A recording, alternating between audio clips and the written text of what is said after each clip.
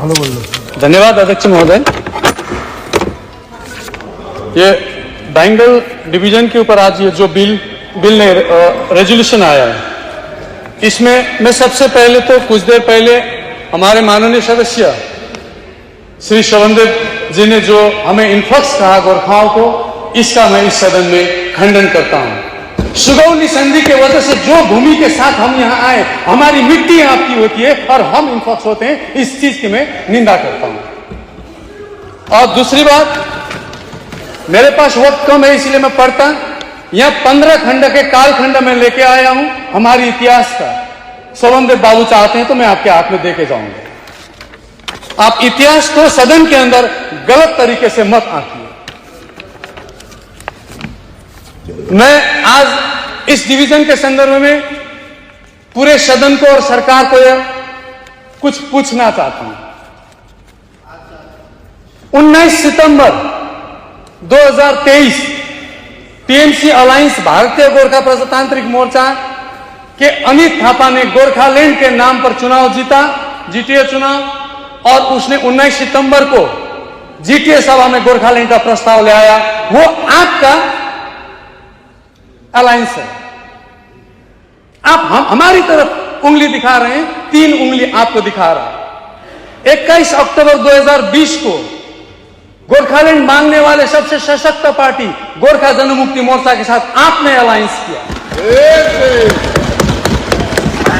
2022 का भाईफोटा में अलग राज्य के प्रबल दावेदार अनंत महाराज जी को भाईफोटा का उपहार आपका मुख्यमंत्री ने भेजा, हमारा भी मुख्यमंत्री है।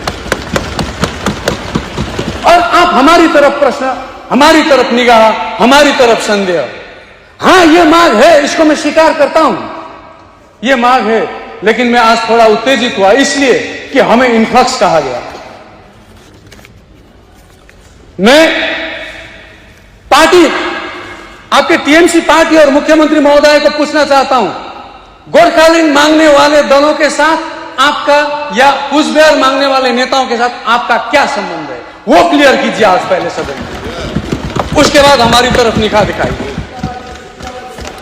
और संविधान, भारतीय संविधान के धारा 2 कहती है, संसद विधि द्वारा ऐसे निबंधनों और शर्तों पर जो ठीक समझे संघ में नए राज्यों का प्रवेश या उनकी स्थापना कर सकेगी। धारा 3 कहती है, संसद विधि द्वारा किसी राज्य में से उसका राज्य क्षेत्र अलग करके अथवा 2 या अधिक राज्यों को या राज्य भागों को मिलाकर अथवा किसी राज्य क्षेत्र को किसी राज्य के भाग साथ मिलाकर नया राज्य निर्माण कर सकेगी।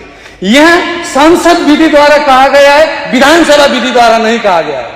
इसीलिए यह जो प्रस्ताव विधानसभा में आया है, यह इंडियन कॉन्स्टिट्यूशन के अगेंस्ट में है, यह यहां नहीं आना चाहिए। यह सेंट्रल सब्जेक्ट है, ये स्टेट सब्जेक्ट नहीं है। और हमारी मुख्यमंत्री बार बार कहती है कि ये दिल्ली की सब्जेक्ट है, लेकिन आज आप ही के पार्टी ने ये यहां लाया। हां, अब ये डिमांड क्यों उठता है, इसके पीछे जो ऐतिहासिक कारण है, भौगोलिक कारण है, आर्थिक, सांस्कृतिक, बहुत सारा कारण है। ये पूरा क्षेत्र, जिस क्षेत्र में डिमांड उठ रहा है, ये इंटरनल कॉलोनियलिज्म की शिकार रहा है। इतिहास को ध्यान में रखकर 1987 में पश्चिम बंगाल सरकार ने गोरखालैंड एजिटेशन द इश्यूज नाम में एक व्हाइट पेपर निकाला, जिसके पृष्ठ 4 पर लिखा था, in other words the present territory of Darjeeling historically belong to Sikkim and Bhutan and were included in India following wars and agreement with these 2 countries. Only the Tarai part of the territory was for a time conquered by Nepal from Sikkim, but was then returned to Sikkim in 1816. इसी तरह कोचबिहार राज्य भी स्वाधीनता के बाद, Indian independence के बाद 1949 में भारत में शामिल किया गया। दार्जिलिंग 1956 में the absorbed areas laws act 1954 के तहत बंगाल में शामिल किया गया। इसीलिए ये इतिहास के आधार पर जन्मा हुआ जन आवाज है। अध्यक्ष महोदय,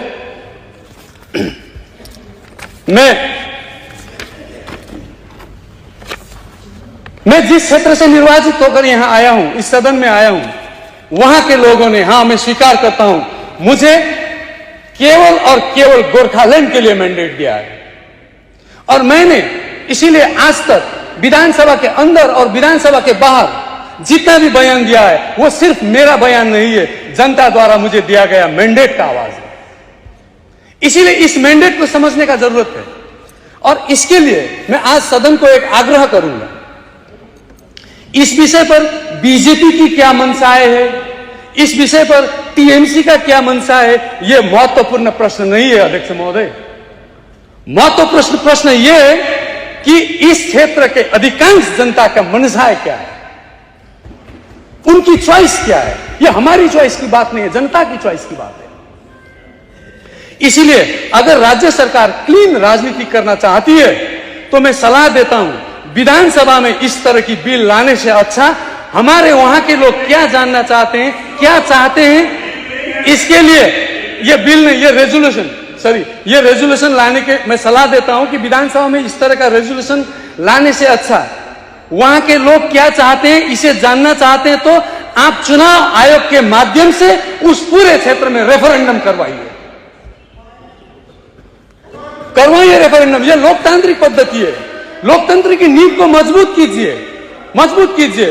अगर इस क्षेत्र के राजवंशी, गोरखा, मेच, आदिवासी, टोटो, राभा, लेप्चा, भूटिया, डुक्पा जैसे यहाँ के एथनिक कम्युनिटी की भाषा, साहित्य, संस्कार, संस्कृति, रहन सहन, वेशभूषा सभी विलुप्ति के कगार पर है। आज बहुसंख्यक औपनिवेशिक चरित्र की वजह से यह पूरा क्षेत्र पॉलिटिकली इम्बैलेंस है अध्यक्ष महोदय। इस क्षेत्र में अलग राज्य की मांग ऐसे ही हवा में नहीं बना है। इन्हें अपना विधान खुद लिखने का अधिकार चाहिए। क्या सरकार ने कभी इस समस्या को सदन में संबोधन किया? मैं फिर भी सदन को आग्रह करता हूं कि आप चुनाव आयोग के माध्यम से रेफरेंडम करवाइए, तब आपको पता चलेगा वहां के लोग क्या चाहते हैं। ये बीजेपी की क्या मंशा है, टीएमसी की क्या मंशा है, इसकी कोई जरूरत नहीं रहेगी।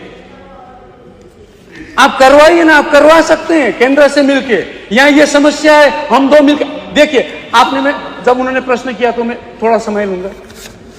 आप वहां के समस्या को संबोधन करने के लिए ट्राइपार्टिट मीटिंग कर सकते हैं, आप डीजीएचसी बना सकते हैं, आप जीटीए बना सकते हैं। तो रेफरेंडम के लिए केंद्र सरकार को क्यों नहीं बोल सकते हैं? बोल के देखिए एक बार, तब आपको वहां का हकीकत पता चलेगा। थैंक यू अध्यक्ष महोदय।